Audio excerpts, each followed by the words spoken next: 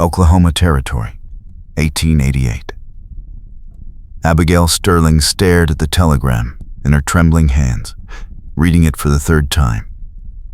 Her uncle Samuel was dead, and he had left her a ranch she had never known existed. She stood on the dusty platform of the railway station, carpetbag at her feet, watching the autumn wind scatter dried leaves across the planks. The lawyer's letter had been clear. Come to Oklahoma Territory immediately. Claim your inheritance before it is too late. The words had seemed urgent, almost desperate. She had nothing left in Boston. Her husband Thomas had died 2 years ago, leaving her with debts she could never repay, and a boarding house room she could barely afford. The inheritance felt like providence, like God had finally remembered she existed. The stagecoach would not arrive until tomorrow morning. She picked up her bag and walked toward the small hotel across the street. The town of Redemption sprawled before her, rough wooden buildings lining a wide dirt road. Men on horseback rode past, their eyes lingering on her for a moment too long. She kept her head down and walked faster. The hotel clerk was a thin man with wire-rimmed spectacles. He looked at her wedding ring and relaxed slightly. Just you, ma'am. Yes. One night. She counted out coins carefully. Every penny mattered now. You here to visit family? His curiosity was casual, but she felt exposed somehow. Business.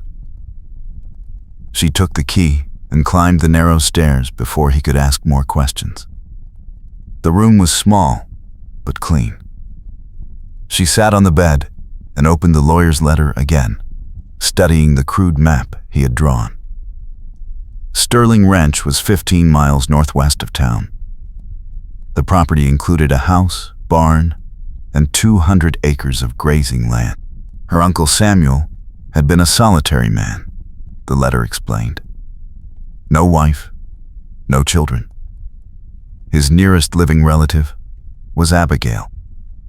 She touched the faded photograph she kept in her bag. Thomas smiled up at her, frozen forever at 28. I wish you were here, she whispered. You would know what to do. But Thomas was gone. And she was alone. Again. She lay back on the narrow bed and tried to imagine what tomorrow would bring. A ranch. Land of her own. The possibility of a new life.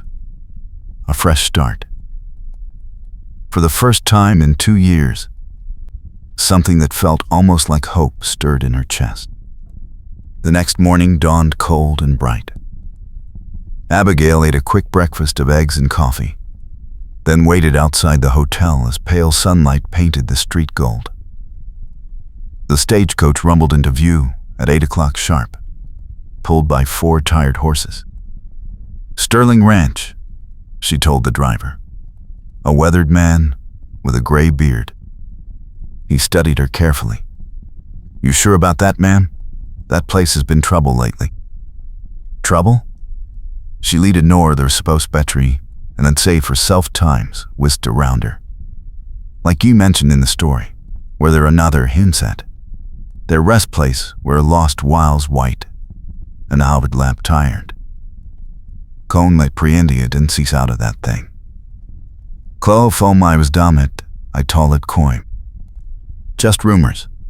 Folks saying Samuel Sterling's death was not entirely natural, if you catch my meaning. He spat tobacco juice into the dirt. But I suppose that is not my business. Climb aboard. Abigail felt ice settle in her stomach. Not natural. What did that mean? She climbed into the coach, her hands suddenly cold despite her gloves. The ride took 3 hours over rough terrain. The prairie stretched endlessly in all directions. golden grass rippling like water in the wind. Mountains rose blue and distant on the horizon. It was beautiful and terrifying in its vastness. They passed 2 other ranches, both looking prosperous with sturdy fences and well-maintained buildings. Then they turned onto a narrower trail, and Abigail saw it. Sterling Ranch. The house was small, but solidly built. Rough-hewn logs with a stone chimney. A covered porch wrapped around the front. The barn was larger than she expected. Red paint faded, but intact. Fences marked off several pastures, though they looked in need of repair.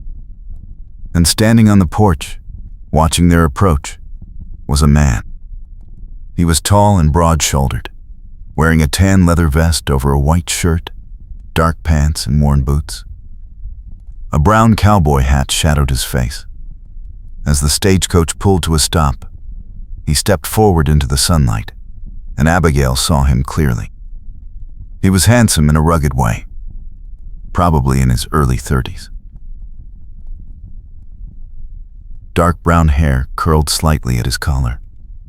His jaw was clean-shaven, and his blue eyes were sharp and assessing. He moved with the easy confidence of someone accustomed to danger. "Miss Sterling?" His voice was deep and steady. "Yes." She climbed down from the coach without waiting for help. "Who are you?" "Elijah Chambers. I was your uncle's ranch foreman." He touched the brim of his hat in greeting. "I have been keeping the place running since he passed." The stagecoach driver set her bag on the ground and drove away quickly, leaving them alone. Abigail looked at Elijah Chambers and tried to read his face. Was he friend or threat? She could not tell yet. "My uncle died 3 weeks ago," she said carefully. "The lawyer said I should come immediately." The lawyer was right. Elijah gestured toward the house. "You should come inside. There are things you need to know." She followed him up the porch steps, her heart pounding. The door opened into a simple main room with a fireplace, a table, and 2 chairs. A doorway led to what looked like a bedroom. Everything was neat, but worn. The home of a man who lived simply.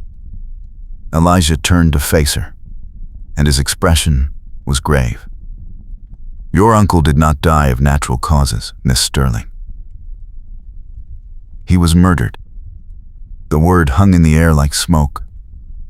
Abigail felt her knees weaken, and she gripped the back of a chair for support. "Murdered?" The telegram said nothing about murder. The local sheriff ruled it an accident. Your uncle supposedly fell from his horse and broke his neck. Elijah's jaw tightened. "But I found him, and I know what I saw. That was no accident." "Then why did the sheriff rule it so?" "Because the man who killed him has the sheriff in his pocket." Elijah pulled a chair out for her. "Sit down. This is going to take some explaining." She sat, her mind reeling. She had come here expecting a simple inheritance, a chance to start over. Not murder, not danger. Elijah leaned against the table, his arms crossed. "Your uncle owned 200 acres of good grazing land and water rights to Silver Creek. That makes this one of the most valuable properties in the territory. A man named Elias Kincaid has been buying up land around here for the past 2 years. He wants to control the entire valley, and my uncle would not sell." "Exactly. Samuel was a stubborn man. He built this place with his own hands 30 years ago. He would have died before giving it up." Elijah paused. "And I believe that is exactly what happened." Abigail looked down at her hands. They were shaking. "What does this Kincaid want now?" "The same thing he wanted from your uncle. This land, And he is not going to stop just because you showed up. Elijah's blue eyes met hers directly. I am telling you this because you need to understand what you are walking into. If you stay here, you will be in danger. Then I should leave. The words came out before she could stop them.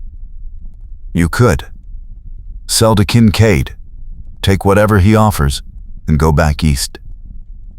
Elijah's voice was neutral, but she heard the challenge underneath. Or you could fight for what is yours. Abigail stood slowly, her legs steadier now. She walked to the window and looked out at the land. The prairie stretched golden in the afternoon light.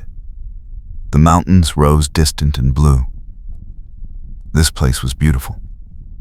More than that, it was hers. The only thing she had left in the world. She turned back to Elijah. Tell me about Elias Kincaid. Something shifted in his expression. Respect, maybe. Or approval. He runs a land development company out of Redemption. On the surface, everything looks legal. But underneath, he uses intimidation, sabotage, and now apparently murder to get what he wants. He is smart, patient, and ruthless. And the sheriff does nothing? The sheriff is on his payroll. So is the judge. Kincaid has this whole territory sewn up tight. Elijah pushed away from the table. Your uncle was not the first person to die under suspicious circumstances after refusing to sell. Just the most recent. Then how do I fight someone like that? Carefully. And not alone. He met her eyes again.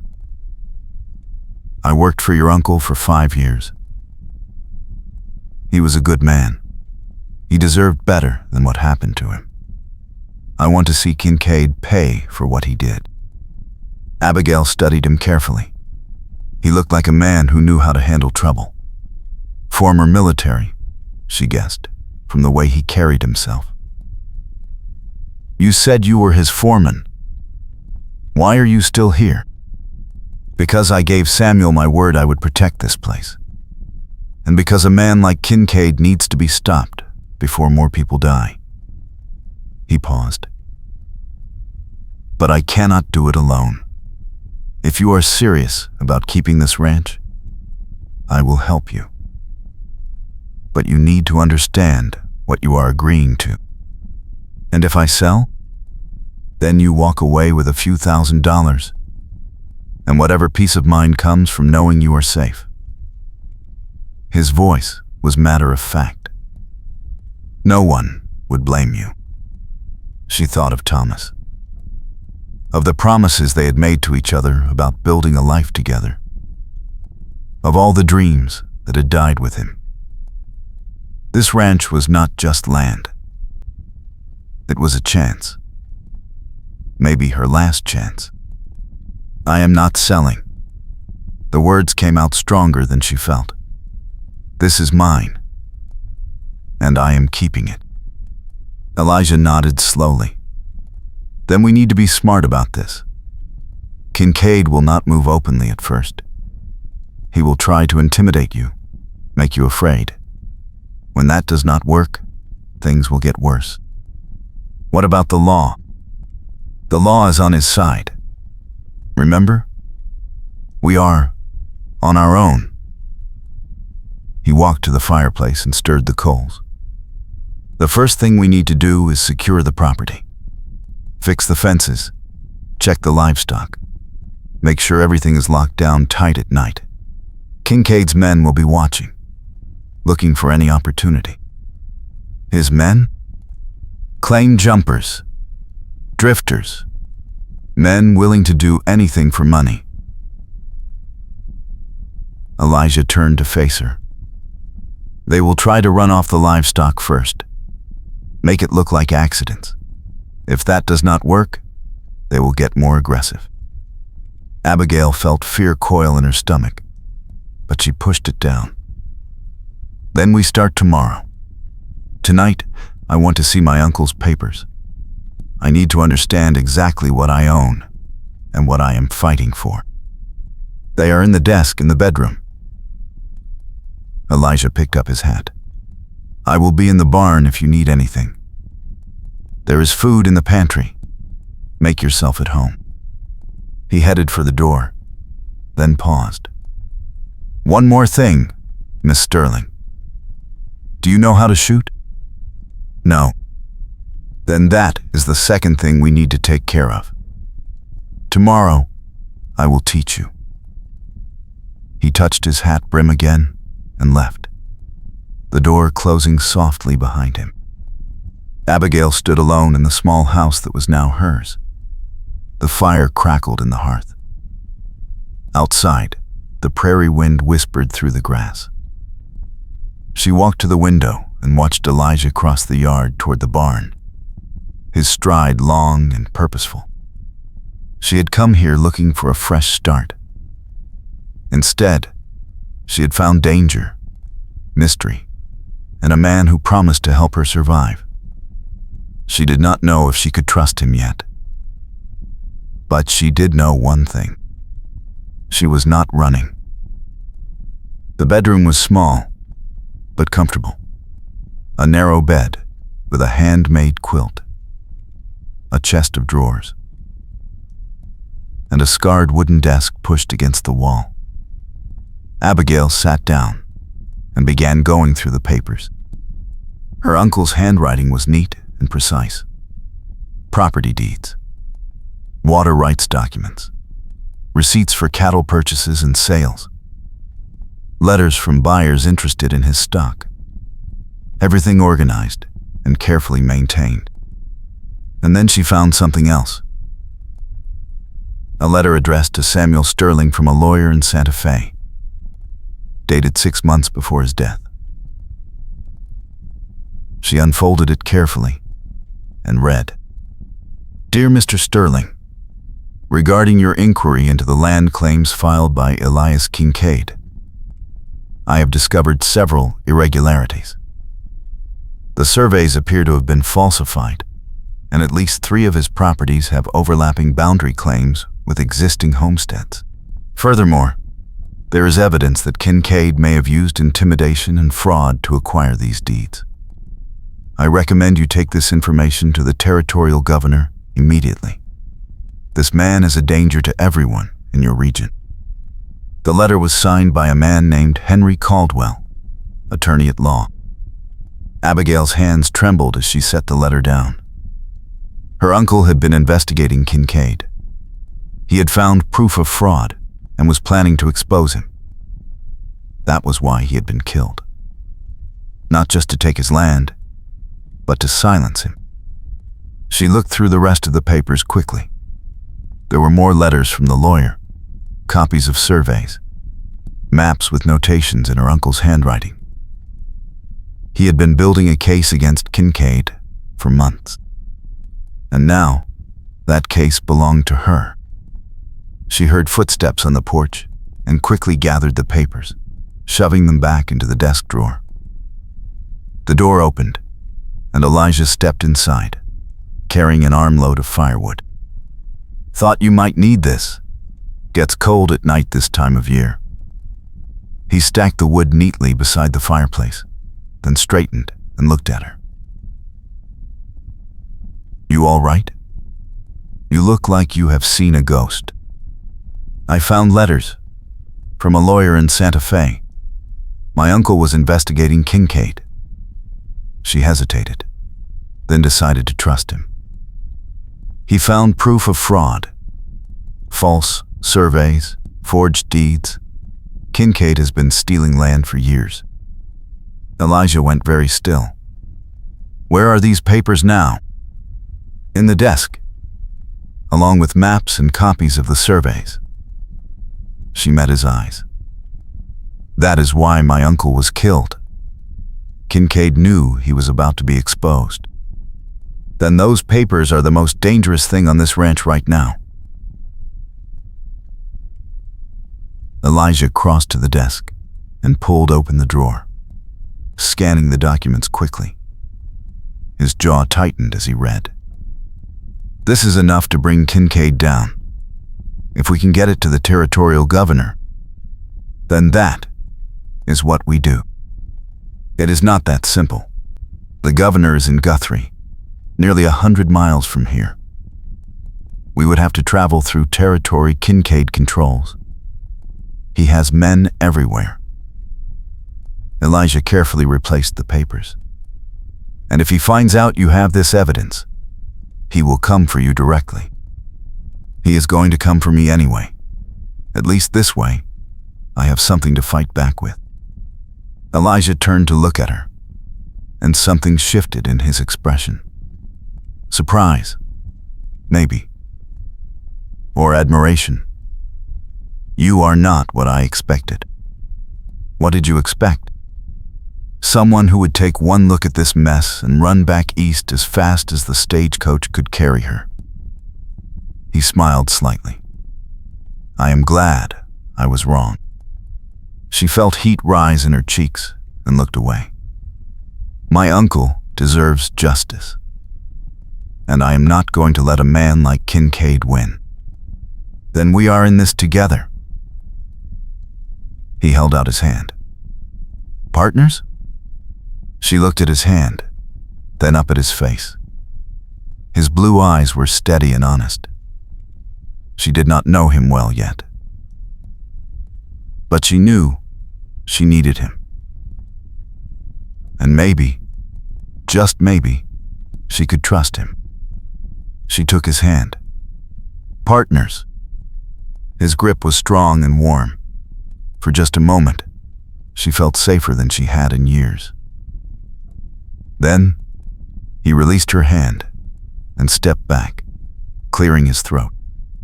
Get some rest. Tomorrow is going to be a long day. I will keep watch tonight. He headed for the door again. Elijah? Nord were supposed to key what space, supposed around her. The mentingen stressed to went to where they're on the station. The where there is a place where lost and wilded white. Elijah? Cone let dranding a tense count her. Elijah mutters dominant and call it crime in Clayador stores. He turned back. Thank you. For staying. For helping me. His expression softened. Your uncle was a good man. You are his family. That makes you my responsibility now. He touched his hat brim. Good night, Miss Sterling. Abigail. Please, call me Abigail.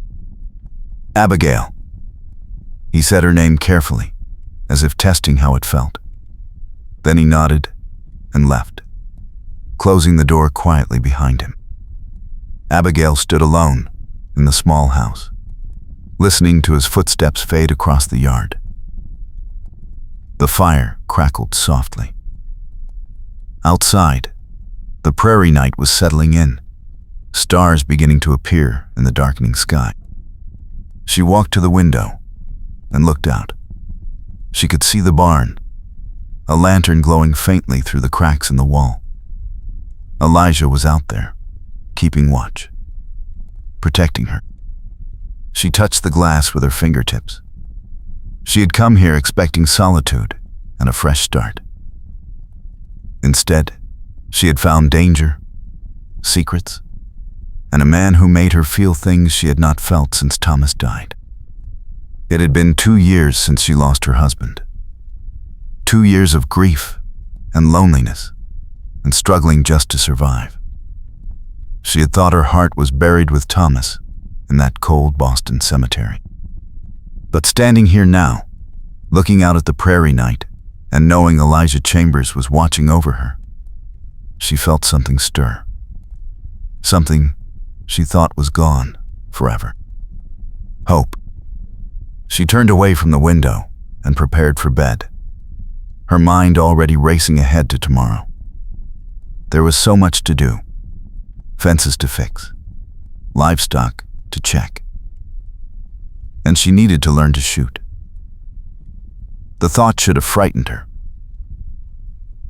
but instead, She felt a strange kind of excitement. She was not running. She was not hiding. She was going to fight. And she was not alone. The next morning arrived with golden sunlight streaming through the bedroom window. Abigail woke to the smell of coffee and bacon. She dressed quickly in her blue calico dress, braided her auburn hair, and stepped into the main room. Elijah stood at the stove, cooking breakfast with the easy competence of a man used to taking care of himself. He glanced over his shoulder as she entered. "Morning. Hope you do not mind. I figured we should get an early start." "I do not mind." She accepted the cup of coffee he offered, wrapping her hands around the warm tin. "Did you sleep at all?" "Enough." He gestured to the table, where plates were already set. "Sit. Eat. Then we get to work." The bacon was crispy, the eggs perfectly cooked. She ate hungrily, realizing how long it had been since she had a proper meal. Elijah ate in silence, his eyes distant, clearly planning their day. "First things first," he said, setting down his fork. "We check the fences and livestock. Then I teach you to shoot. After that, we talk about how we are going to handle Kincaid when he makes his move. You think he will come soon?" "I know he will. He probably already knows you are here. Men like Kincaid have eyes everywhere." He stood and began clearing the dishes. The question is what his first move will be. They spent the morning riding the fence line. Elijah had saddled 2 horses, a sturdy bay gelding for himself and a smaller chestnut mare for Abigail. She had not ridden in years, but the mare was gentle and patient. The ranch was larger than she had realized. 200 acres of rolling prairie, with Silver Creek cutting through the western edge. The grass was good, and the cattle she spotted looked healthy. Her uncle had built something solid here, something worth protecting. They found the first break in the fence around midday. The wire had been cut cleanly, the posts knocked over. Elijah dismounted and examined the damage carefully.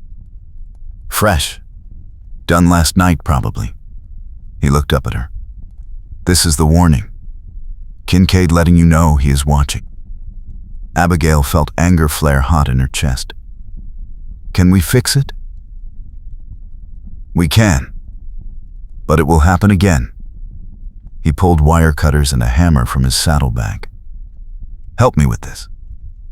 They worked together under the autumn sun, repairing the fence section by section. Elijah showed her how to stretch the wire tight, how to secure it properly.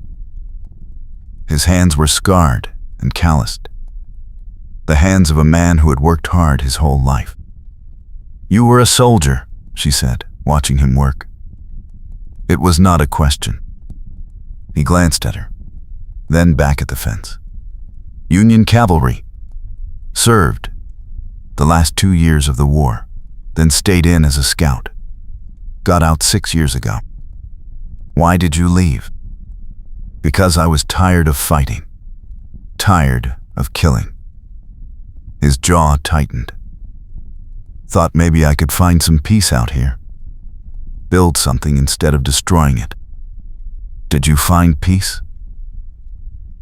"For a while. Working for your uncle, taking care of the ranch. It was good, honest work."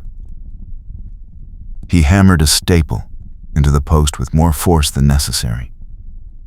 Then Kincaid showed up, and everything went to hell. They finished the fence and rode back to the ranch house as the sun began its descent toward the horizon. Elijah set up targets behind the barn. Old cans and bottles lined up on a wooden rail. "Ever held a gun before?" he asked, pulling a revolver from his holster. "Once. My father let me hold his pistol when I was a girl. She swallowed hard. I never fired it. Nothing to be afraid of. Just a tool, like a hammer. He showed her how to hold it properly, how to aim, how to squeeze the trigger instead of pulling. His hands were gentle as he adjusted her grip, his voice patient as he explained. She fired her first shot. The recoil startled her, and the bullet went wide, kicking up dirt 10 feet from the target. Elijah stood close behind her, his hand steadying her shoulder. Try again. Breathe out slowly as you squeeze. She fired again. This time the bullet hit the rail, splintering wood near one of the cans. Her heart raced, but not from fear. From something else. Something that felt almost like power. Better. His voice was warm with approval. Again. They practiced until the sun touched the horizon, and her arm ached. By the end, she could hit the targets more often than she missed. Elijah holstered his own gun and nodded. You are a quick learner. That is good. You might need that skill sooner than we would like. As if summoned by his words, 3 riders appeared on the eastern ridge. Elijah's hand went to his gun immediately, his entire body tensing. Get behind me. Abigail moved closer to him, her heart hammering. The riders approached, slowly, clearly wanting to be seen. They stopped about 50 yards from the house. The man in the middle was older, maybe 50, with gray hair and an expensive suit that looked out of place on horseback. His face was sharp and intelligent, his eyes cold as winter ice. The 2 men flanking him were younger, harder, with guns visible on their hips. That is Kincaid, Elijah said quietly. Let me do the talking. The man called out, his voice carrying easily across the yard. Elijah Chambers. I heard Samuel Sterling's niece had arrived. I thought I should come welcome her properly. She is not interested in your welcome, Kincaid.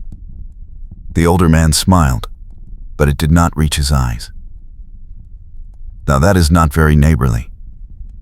I am Elias Kincaid, Miss Sterling. I own the Kincaid Land Development Company. Perhaps you have heard of me? Abigail stepped forward before Elijah could stop her. I have heard of you. My uncle mentioned you in his letters. Something flickered in Kincaid's expression. Did he? I hope he spoke well of me. Samuel and I had our disagreements, but I respected the man. You murdered him. The words came out before she could stop them. The 2 gunmen shifted in their saddles, hands moving toward their weapons. But Kincaid just laughed, a cold sound that made her skin crawl. That is a serious accusation, Miss Sterling. Do you have proof? Because the sheriff investigated thoroughly and ruled it an accident. The sheriff is on your payroll. Now you are being insulting. But his smile widened. I came here to make you an offer, not to argue about unfortunate accidents. I am prepared to purchase Sterling Ranch for a fair price. $10,000. More than generous for 200 acres in this territory. It is not for sale. Everything is for sale, Miss Sterling. It is just a matter of finding the right price. His eyes were like a snake's, cold and patient. You are a widow, I understand. Alone in the world, vulnerable. This is no place for a woman on her own. Take my offer. Go back east. Find a nice, safe life. No. Her voice was steady despite the fear coursing through her. This ranch belonged to my uncle. He built it with his own hands. And now it belongs to me. I am not selling. Not to you, not to anyone. The smile faded from Kincaid's face. You are making a mistake. The only mistake here is yours, Elijah said, quietly. You need to leave. Now. Or what? You will shoot us? 3 against 1? I do not like those odds, Chambers. Kincaid's eyes were hard now, all pretense of civility gone. You are just the hired help. This does not concern you. She is Samuel's family. That makes it my concern. Loyalty is admirable, but it can get a man killed.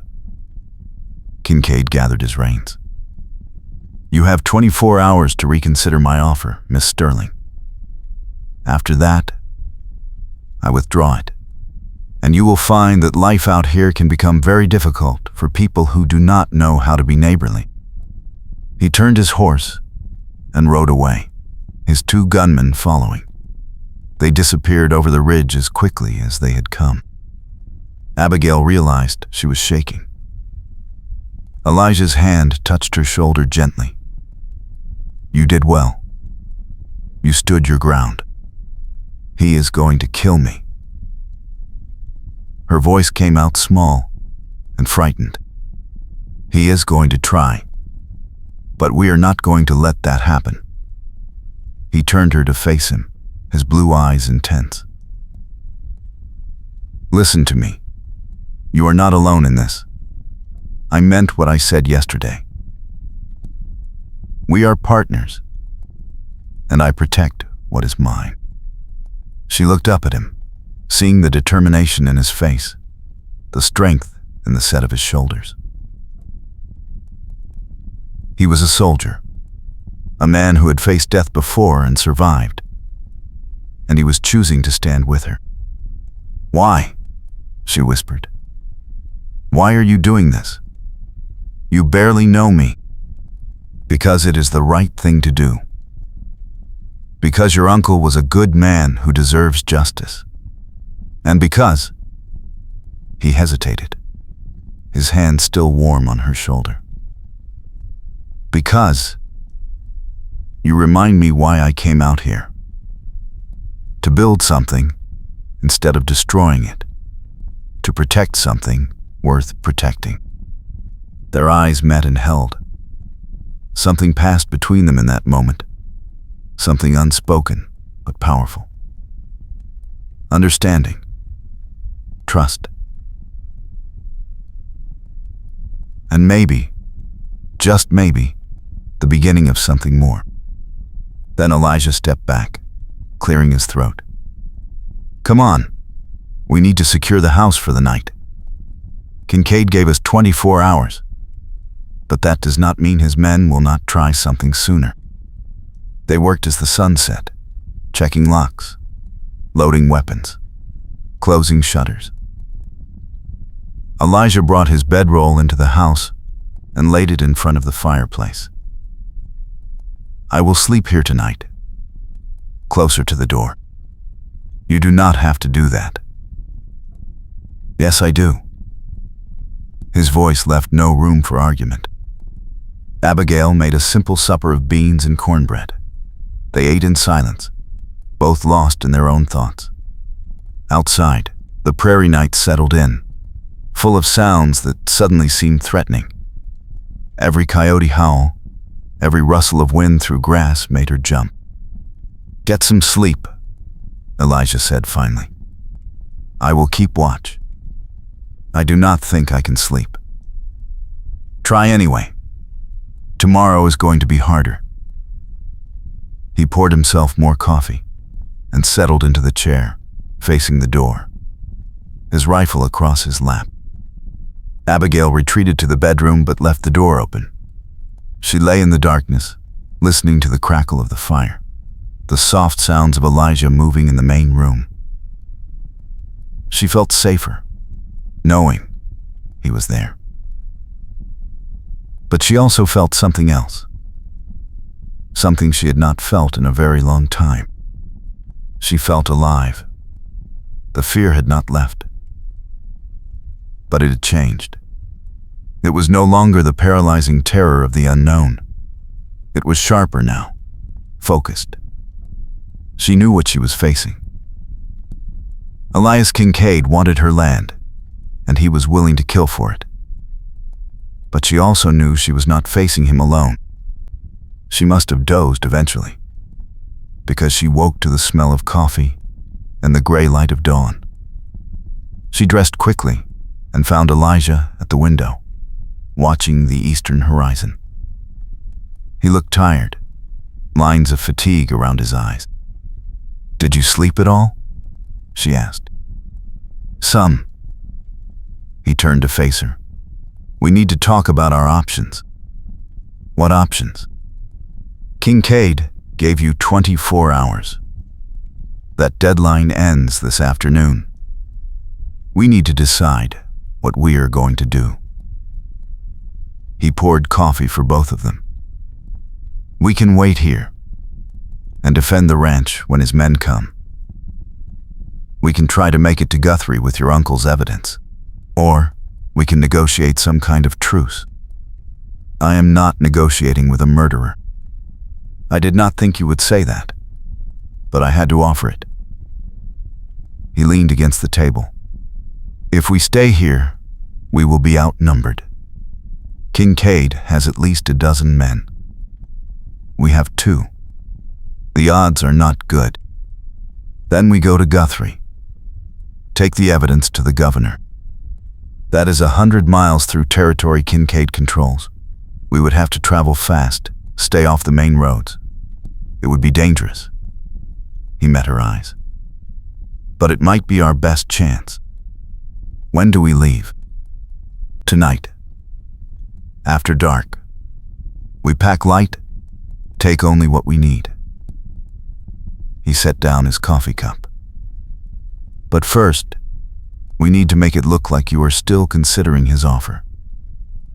Buy ourselves some time." They spent the morning preparing. Elijah gathered supplies, checked the horses, loaded saddlebags with food and ammunition. Abigail packed the evidence carefully, wrapping the papers in oilcloth to protect them from weather. She also packed a change of clothes, her mother's locket, and the photograph of Thomas. Around noon, 2 riders approached the ranch. Not Kincaid this time, but 2 of his men. Young, hard-faced, with guns strapped low on their hips. Elijah met them in the yard, Abigail standing behind him. "Kincaid sent us to see if Miss Sterling has reconsidered his offer," the taller one said. He had a scar across his cheek and cold gray eyes. "She is still thinking about it," Elijah replied. "She will have an answer by sundown. Kincaid does not like to be kept waiting. Then Kincaid can be patient for a few more hours." Elijah's hand rested casually near his gun. "Now get off this property." The 2 men exchanged glances. Then the one with the scar smiled, showing yellowed teeth. "You are making a big mistake, Chambers. Both of you." They rode away slowly, making a show of their lack of concern. But Abigail saw the way they studied the ranch, counting exits, noting weaknesses. They were planning something. "They will be back tonight," Elijah said quietly. "Probably with more men. We need to leave before then." The afternoon dragged by with agonizing slowness. Abigail tried to stay busy, but her mind kept racing ahead to the journey they would make. 100 miles through hostile territory. Days of hard riding. And if they were caught, she did not let herself finish that thought. As the sun began its descent, Elijah brought the horses around to the back of the house, keeping them out of sight from the road. He had packed everything they would need onto 2 sturdy mounts, leaving the mare behind. "We ride hard the first night," he explained, checking the cinches one more time. "Put as much distance between us and here as possible. Then we rest during the day, travel at night. Harder to track us in the dark. How long will it take? If we push hard, 4, maybe 5 days. He met her eyes. It will not be easy. You will be sore, exhausted, but we cannot stop. Not until we reach Guthrie. I understand. They ate a cold supper as darkness fell. Elijah doused the fire and made sure every lamp was out. They waited in the darkness, listening. Around 9 o'clock, they heard it. Horses. Many of them. Elijah moved to the window, peering through a crack in the shutters. 8, maybe 10 riders. They are surrounding the house. Abigail's heart hammered in her chest. What do? We wait. Let them think we are asleep. When they move in closer, we slip out the back. His hand found hers in the darkness, squeezing gently. Stay close to me. Do exactly what I say. Understand? Yes. They heard voices outside. Someone giving orders. Then footsteps approaching the porch. Elijah pulled her toward the back door, moving silently through the darkness. He eased the door open an inch, checking the yard. Clear. Go. Quietly. They slipped out into the night. The horses waited where Elijah had left them, already saddled. He helped her mount, then swung up onto his own horse. Behind them, they heard the front door crash open, men shouting as they stormed into the empty house. Now! Elijah kicked his horse into motion. They galloped away from the ranch, heading northwest across the open prairie. Behind them, more shouts. Gunshots cracked in the night, bullets whining past in the darkness. But Elijah knew this land, and he rode like a man possessed, weaving between hills, using every bit of cover. They rode for hours without stopping. The moon rose, painting the prairie silver. The horses' breathing grew labored, foam flecking their necks. But Elijah did not slow down. Not yet. Finally, as the moon reached its peak, he pulled up beside a rocky outcrop. We rest here, just for a few minutes. Let the horses catch their breath. Abigail dismounted on shaking legs. Her entire body ached from the hard riding. She leaned against a boulder, trying to catch her own breath. Elijah stood beside her, his eyes scanning the darkness behind them. I do not see any pursuit yet, but they will come. Kincaid will not let us get away that easily. Will we make it? We have to. He turned to look at her, and even in the moonlight, she could see the determination in his face. I am not going to let anything happen to you. I promise. She wanted to believe him, but she had learned not to trust promises.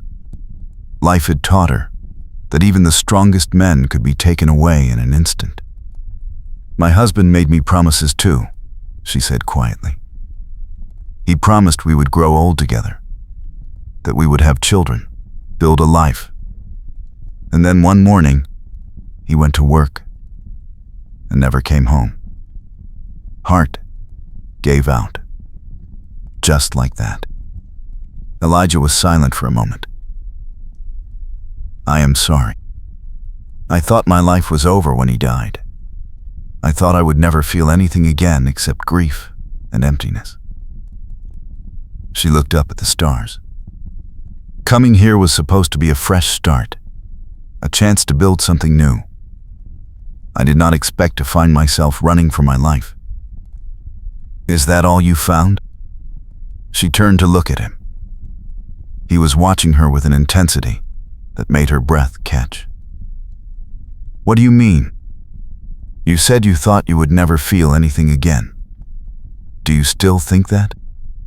Her heart was pounding now, but not from fear. No, I do not think that anymore. He reached out slowly, giving her time to pull away if she wanted. His hand cupped her cheek, rough and warm.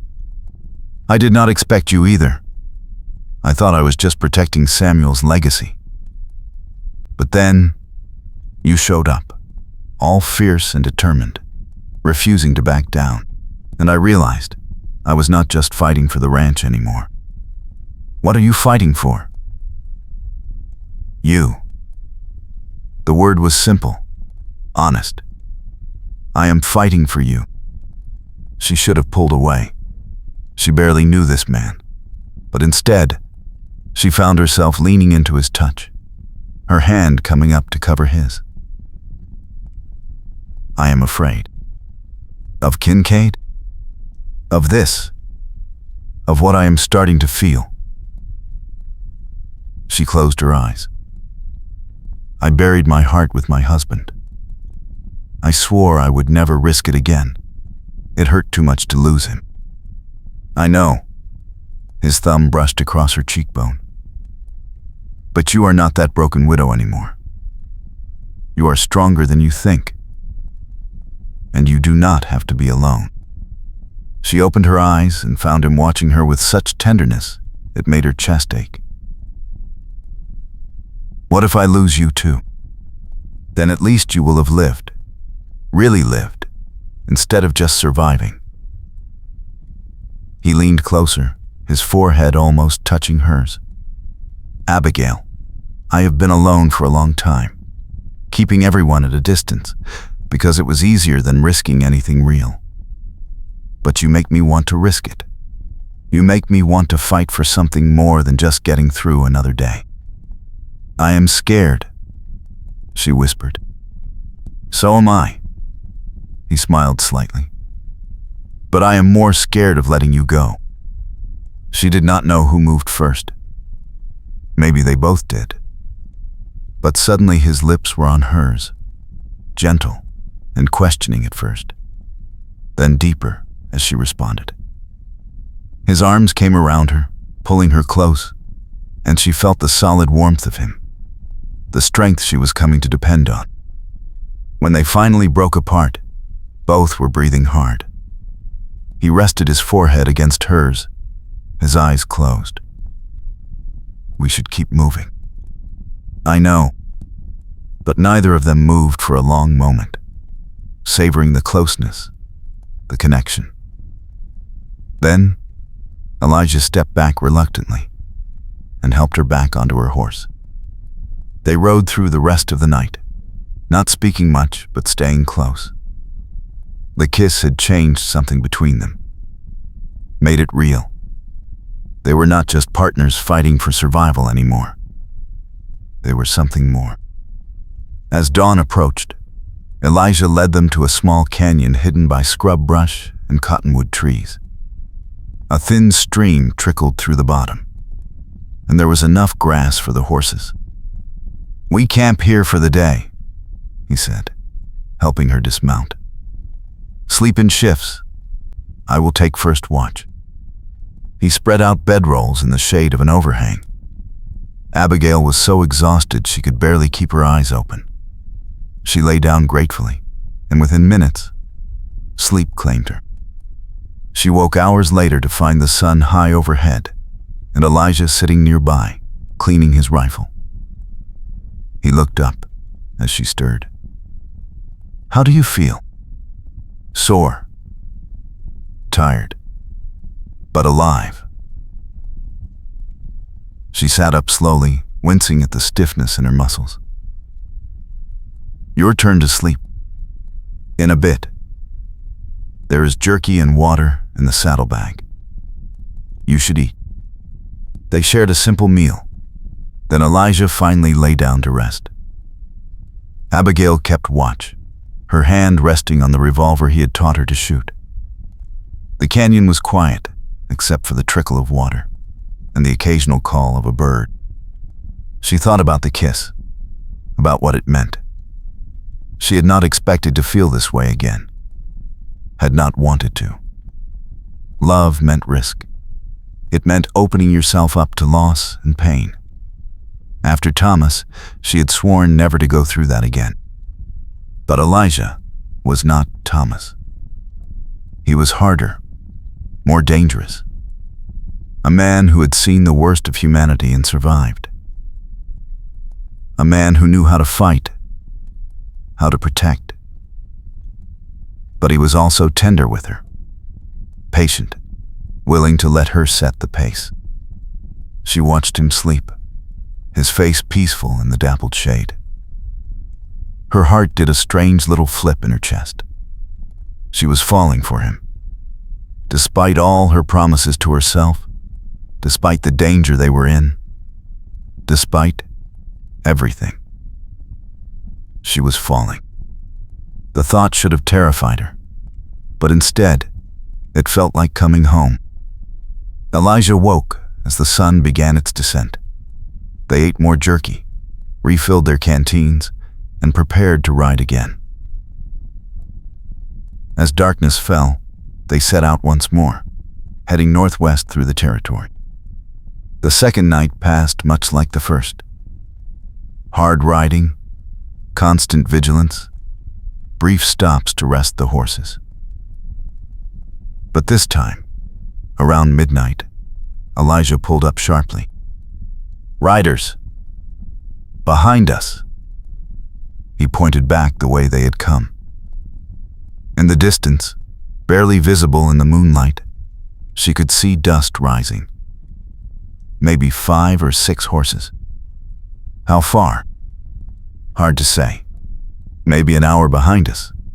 Maybe less. He turned his horse. "We need to lose them. There is a river up ahead. If we can make it there, we can use the water to hide our trail." They pushed the horses harder, racing across the prairie. The dust cloud behind them grew larger, closer. Abigail could hear her own heartbeat pounding in her ears, could feel the horse straining beneath her. The river appeared suddenly, a dark ribbon cutting through the land. Elijah did not hesitate. He urged his horse down the steep bank and into the water. Abigail followed, gasping as the cold water splashed up around her legs. "Follow me! Stay in the water!" They rode upstream for nearly a mile, the horses struggling against the current. Behind them, the riders reached the riverbank. Abigail heard shouts, saw torches being lit. They were searching for the trail. Elijah finally led them out of the water on the opposite bank, into a thick stand of cottonwoods. They dismounted quickly, muffling the horses' muzzles to keep them quiet. Through the trees, they could see the riders on the far bank, torches moving back and forth as they searched. "They lost us," Elijah whispered, "but they will keep looking. We need to put more distance between us." They walked the horses through the trees, moving as quietly as possible. It took an hour to work their way around the search party. By the time they remounted and rode on, Abigail was shaking with exhaustion and residual fear. "How much farther?" she asked. "2 more nights of hard riding, maybe 3. Depends on how many times we have to detour around pursuit." He reached over and squeezed her hand. "You are doing well, better than most men I've known. I do not feel like I am doing well.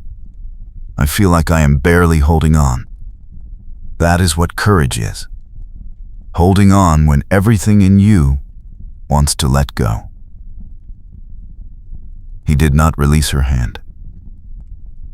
"I meant what I said last night. All of it." She looked at him, his face shadowed in the darkness. "So did I." They rode on through the night, hands linked between their horses. It was a small thing, that connection, but it gave her strength, reminded her she was not alone. The third day, they holed up in an abandoned homestead, the roof half collapsed and weeds growing through the floor. But it provided shelter from the sun and concealment from anyone passing by. They took turns on watch again.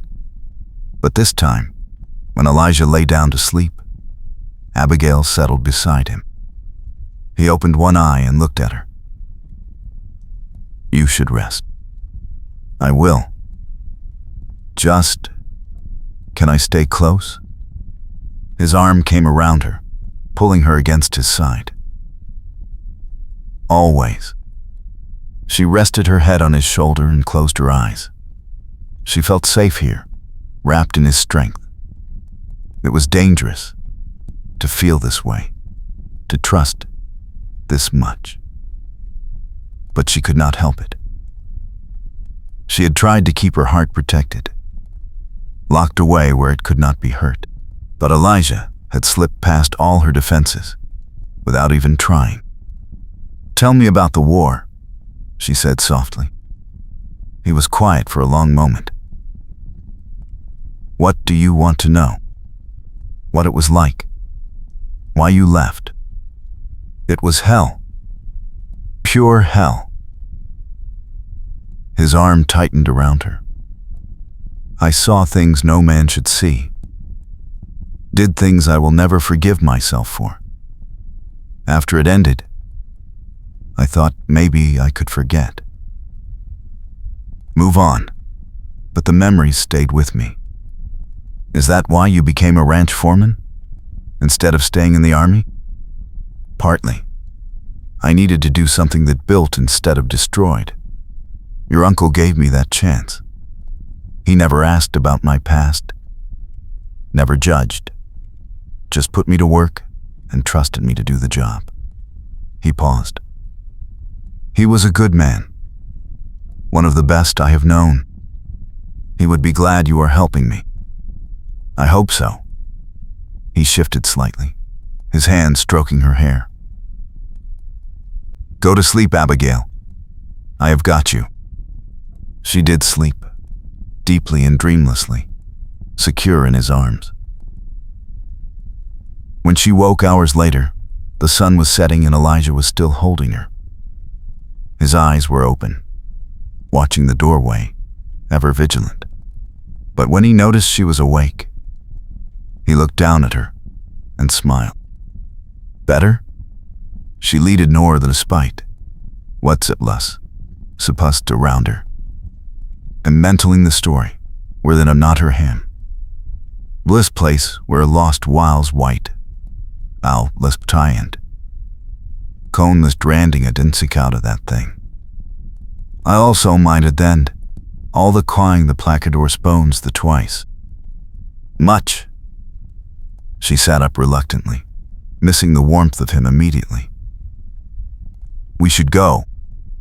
The third night of riding was harder than the first two. The horses were tired, and so were they. Every mile felt like 10. But Elijah kept them moving, pushing forward relentlessly. Around midnight, they crested a hill and saw lights in the distance.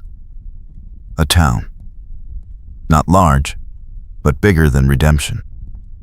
"That is Elkhorn," Elijah said. "About 40 miles from Guthrie. We are close." They bypassed the town, not wanting to risk being seen, but the sight of it gave Abigail new energy. They were going to make it. Despite everything, they were actually going to make it. The fourth day, they sheltered in a cave Elijah remembered from his cavalry days. It was dry and well hidden, with a view of the surrounding territory. They could see for miles in every direction. "Tomorrow night, we make the final push to Guthrie," Elijah said, checking their supplies. "We are running low on food, but we have enough to get there." Abigail looked out at the vast prairie stretching before them. 4 days ago, she had been at the ranch, her uncle's ranch, fighting to keep what was hers. Now she was here, on the run, with a man she was falling in love with. Life had a strange way of changing everything in an instant. "What happens when we get there?" she asked. "After we give the evidence to the governor? Hopefully, he sends marshals to arrest Kincaid." The evidence is solid. Fraud, intimidation, possibly murder. Kincaid will hang. He came to stand beside her. And you get your ranch back. We get our ranch back. She looked up at him. You are not getting rid of me that easily. Partners, remember? He smiled. A real smile that reached his eyes and transformed his whole face. Partners. He pulled her into his arms, and she went willingly, wrapping her arms around his waist. They stood together at the mouth of the cave, watching the sun paint the sky in shades of orange and gold. For a moment, the danger felt far away. There was just the two of them, and the promise of something better waiting on the other side of this journey. I never thought I would feel this way again, she said quietly. After Thomas, I thought I was done with love, that it was not worth the risk. And now I think maybe the risk is worth it. If it is you, he kissed her then, deep and thorough, his hands tangling in her hair. She kissed him back with everything she had, all the fear and hope and desperate need she had been holding inside. When they broke apart, both were trembling. When this is over, he said roughly, when Kincaid is dealt with and you are safe, I am going to ask you properly, the way you deserve. Ask me what? To marry me, to build a life together, to never be alone again. His blue eyes were intense. Is that something you might want? Her heart was so full she could barely speak. Yes, that is something I might want. They held each other as darkness fell, neither wanting to let go. But eventually, practical concerns reasserted themselves. They needed to eat, to rest, to prepare for the final leg of their journey. That night, Abigail took first watch while Elijah slept. She sat at the cave entrance, the revolver in her lap, watching the stars wheel overhead. She thought about everything that had happened in the past week.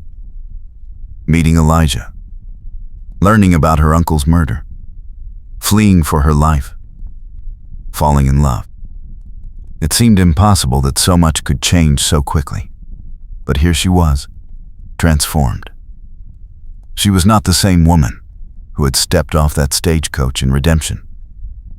That woman had been broken, empty, just going through the motions of living. This woman was alive, afraid, yes,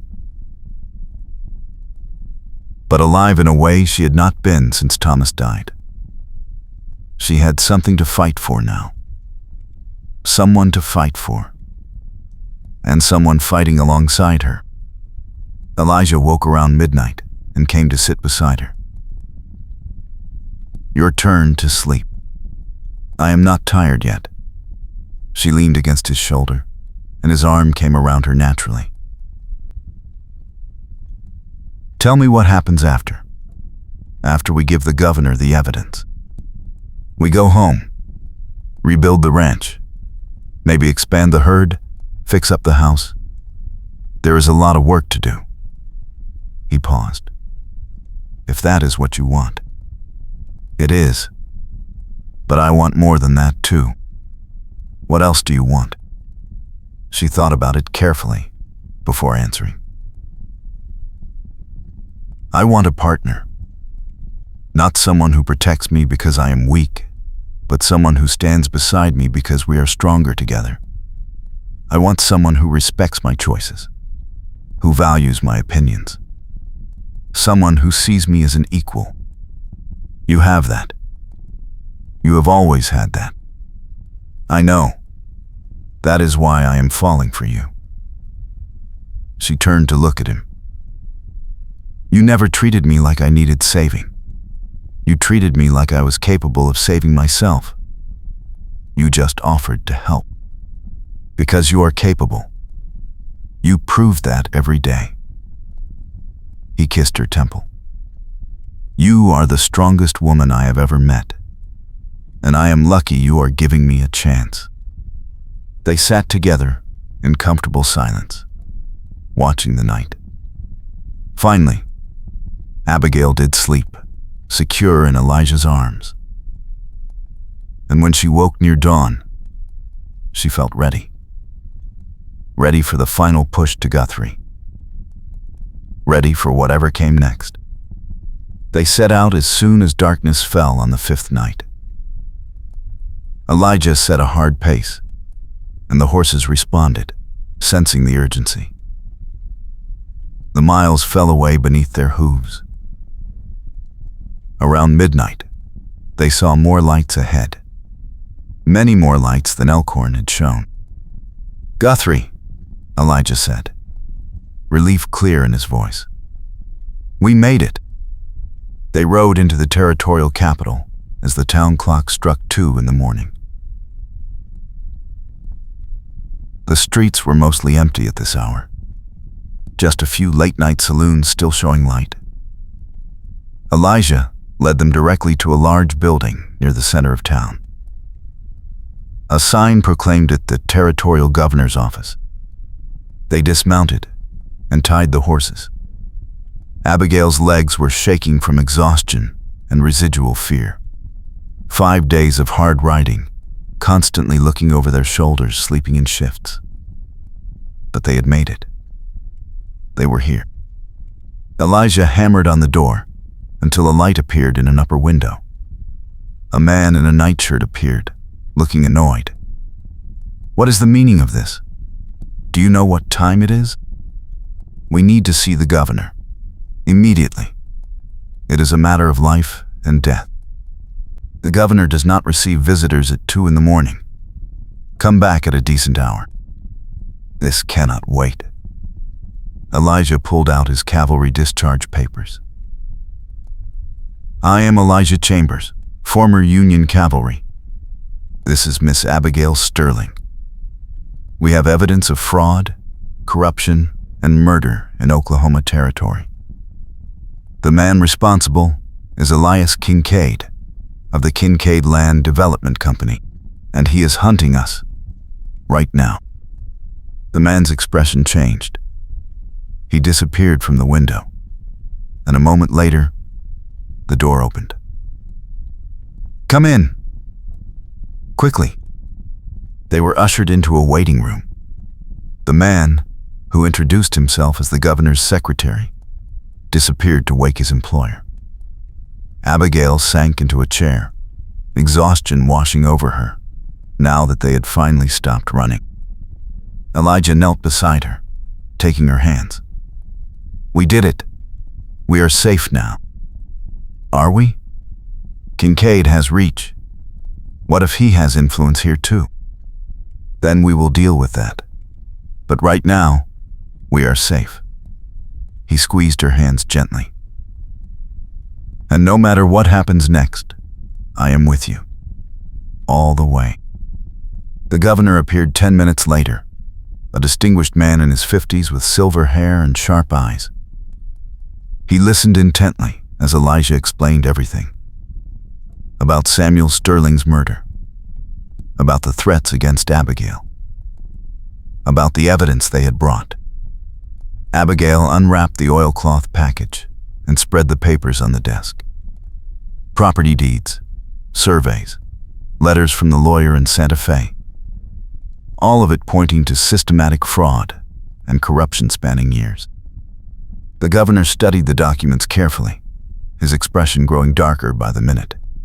Finally, he looked up. "This is serious. Very serious. If these allegations are true, Elias Kincaid has been operating a criminal enterprise for years." "They are true," Abigail said firmly. "My uncle died trying to expose him. and Kincaid will kill anyone else who gets in his way. Then he will face justice. I will issue arrest warrants immediately, and I will send federal marshals to bring him in." The governor stood. "You both have done a great service to this territory, and I promise you, Miss Sterling, you will be protected." Relief flooded through Abigail so intensely she felt dizzy. It was over. They had done it. Kincaid would face justice for what he had done. The governor arranged for them to stay in a hotel under protection while the marshals were organized. As dawn broke over Guthrie, Abigail finally allowed herself to believe they were safe. In the hotel room, she collapsed onto the bed, too exhausted to even remove her dusty dress. Elijah sat beside her, brushing hair back from her face. "Rest now. It is over." "Is it really?" "The hard part is, now we just wait for the marshals to do their job." He stretched out beside her, and she curled into his warmth. "And then, we go home." "Home." She tested the word, liking how it felt. "I like the sound of that." "So do I." He wrapped his arms around her, and they lay together as sunlight streamed through the window. "So do I." They slept for hours, exhausted in body and spirit, but finally safe. When Abigail woke, the sun was high overhead, and Elijah was watching her with such tenderness it made her chest ache. "How long have you been awake?" she asked. "A while. I could not stop looking at you." He traced a finger down her cheek. "You are so beautiful, and so brave. I still cannot believe you chose me." "I did not choose you. I fell for you. There is a difference." She smiled. "You did not give me much choice in the matter." He laughed, the sound warm and genuine. "Fair enough." Over the next 3 days, they waited in Guthrie while the marshals organized. The governor kept them informed. Warrants had been issued. A team of 6 federal marshals was preparing to ride to Redemption and arrest Kincaid and his associates. Abigail and Elijah spent those days resting, recovering from their ordeal. They walked the streets of Guthrie together, holding hands like any courting couple. They ate meals in restaurants, slept in real beds, and slowly let themselves believe that the danger was truly past. On the 4th day, a marshal arrived with news. Kincaid had been arrested without incident. His men had scattered when they realized federal law had arrived, and a full investigation was underway into all of Kincaid's land dealings. "He will hang," the marshal said grimly. "The evidence you provided is damning." And we found more at his office. Letters, ledgers, documents, showing years of fraud and corruption. "You have done the territory a great service." That evening, Elijah took Abigail to a small restaurant overlooking the town square. They sat by a window, watching people go about their evening routines. Normal life, safe life. "We can go home tomorrow," Elijah said. The marshals said, "It is safe now. Kincaid's organization has collapsed." "Home." She smiled. "Our home." "About that." He reached into his pocket and pulled out a small box. "I said I would ask you properly, the way you deserve." Her heart began to race. "Elijah." He opened the box, revealing a simple gold band.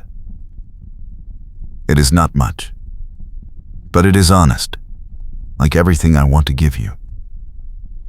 Abigail Sterling, you are the strongest, bravest, most amazing woman I have ever known. You make me want to be a better man. You make me believe in the future again. Will you marry me? Will you build a life with me?" Will you let me spend the rest of my days proving that you can trust me with your heart?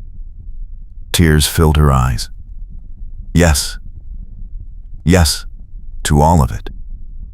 He slid the ring onto her finger, and it fit perfectly. Then he pulled her into his arms and kissed her, right there in the restaurant with people watching. She did not care. Let them watch. Let them see that love could bloom even in the hardest circumstances, that two broken people could find each other and become whole. When they finally broke apart, both were smiling through tears. "I love you," she whispered. "I did not think I would ever say those words again. But I love you. I love you too, more than I can say." He kissed her forehead. "Let us go home, Abigail. Let us start our life together." They returned to Sterling Ranch a week later, riding in on the same horses that had carried them away. The house stood just as they had left it, waiting for them. The prairie stretched golden in the autumn sun. Mountains rose blue in the distance. Abigail dismounted and looked around at the land that was hers. Theirs now.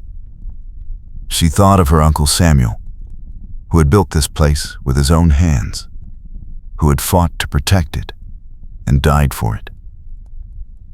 He had given her more than an inheritance. He had given her a second chance at life. Elijah came to stand beside her, taking her hand. "Ready?" "Ready." They walked up the porch steps together, partners in every way. The future stretched ahead, full of possibility. There would be work to do, fences to mend, cattle to tend, a house to make into a home. But they would do it together. Abigail thought of Thomas, her first love, buried in Boston. She would always carry him in her heart. But she was not the same woman he had married. She had been forged in fire, tempered by loss and hardship. And she had emerged stronger. She looked at Elijah, this man who had fought beside her, protected her, loved her. He was her future now, her partner, her home. "I am happy," she said, surprised by the truth of it. "For the first time in years, I am truly happy." "So am I." He pulled her close, his arms strong and safe around her. "So am I." The sun dipped lower, painting the prairie in shades of amber and gold. They stood together on the porch of their ranch, watching the light change across the land they had fought so hard to keep. "We should check on the horses," Elijah said softly, but neither of them moved. The moment felt too precious to break. In a minute, Abigail leaned into his warmth, feeling the steady beat of his heart beneath her cheek. "I just want to stand here with you a little longer." He tightened his arms around her. "We have all the time in the world now." She looked up at him, at the man who had stood beside her when she had nothing, who had risked everything to help her find justice. His blue eyes were soft as he gazed down at her, full of love and promise. "Marry me soon," she said. "I do not want to wait." "Neither do I." He kissed her forehead, then her nose, then finally her lips. "How about next week? We can ride into town, find a preacher." "Perfect." She smiled against his mouth. "Absolutely perfect." They turned together to face their land as the sun touched the horizon. The prairie grass rippled like waves in the evening breeze. Cattle grazed peacefully in the distance. The mountains stood eternal and strong, just like the love growing between them. Abigail thought of everything she had survived to get here. The loss of Thomas, the poverty in Boston, the journey west, the danger from Kincaid. And now, standing here with Elijah's arms around her, she understood something important. She had not lost herself when Thomas died. She had simply been waiting to become the woman she was meant to be. Waiting for the right moment. Waiting for the right man to help her see her own strength. "Thank you," she whispered. "For what?" "For seeing me. For believing in me. For showing me I could be brave." "You were always brave, Abigail. You just needed someone to remind you." He turned her to face him fully, his hands gentle on her shoulders. "I am the lucky one. You gave me a reason to fight for something again. You gave me hope." She reached up and touched his face, tracing the strong line of his jaw. "We saved each other." "We did." He smiled, and it transformed his whole face, making him look younger, lighter. "And we are going to build something beautiful here. Together." The first stars appeared in the deepening sky. A cool breeze carried the scent of sage and grass. Somewhere in the distance, a coyote called, and another answered. Elijah took her hand and led her inside their home. He lit a lamp, and warm golden light filled the small room.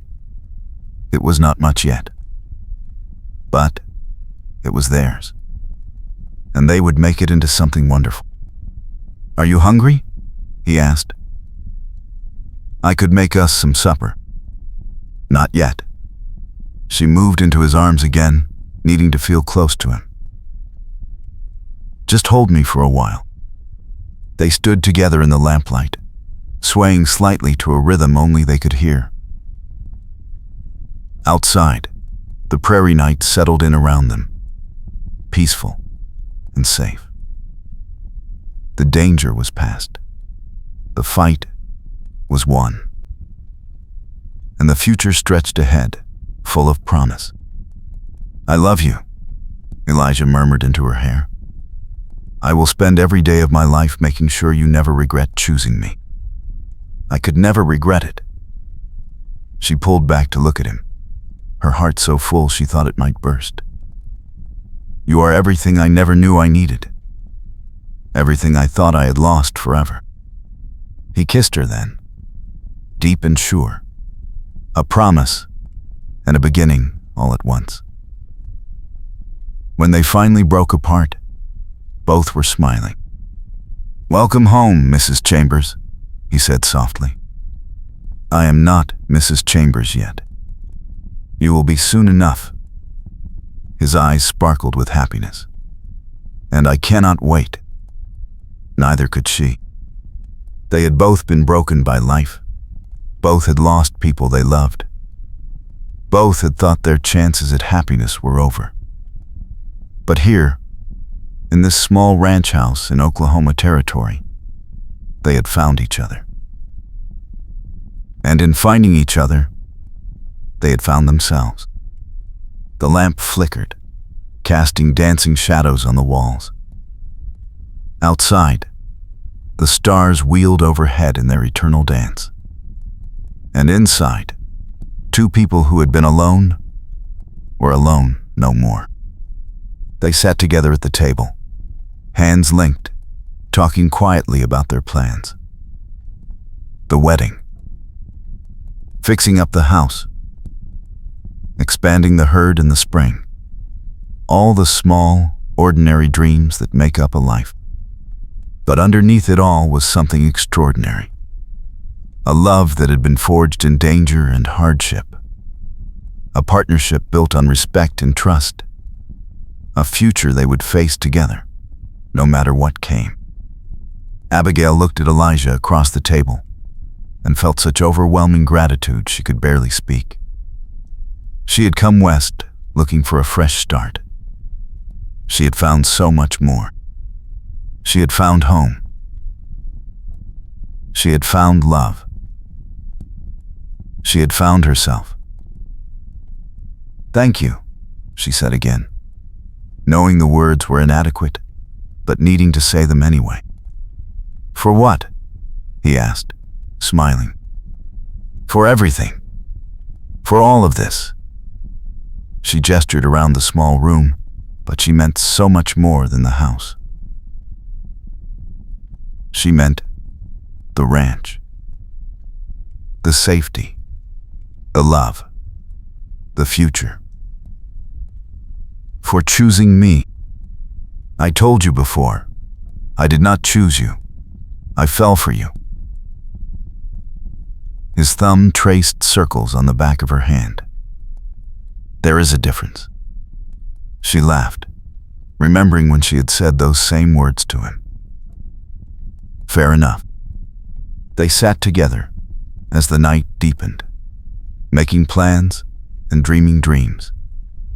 Two people who had found each other against all odds.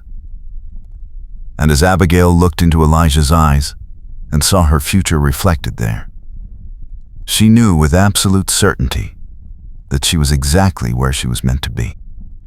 Home. Safe. Loved. And ready to build a beautiful life with the man who had taught her to be brave.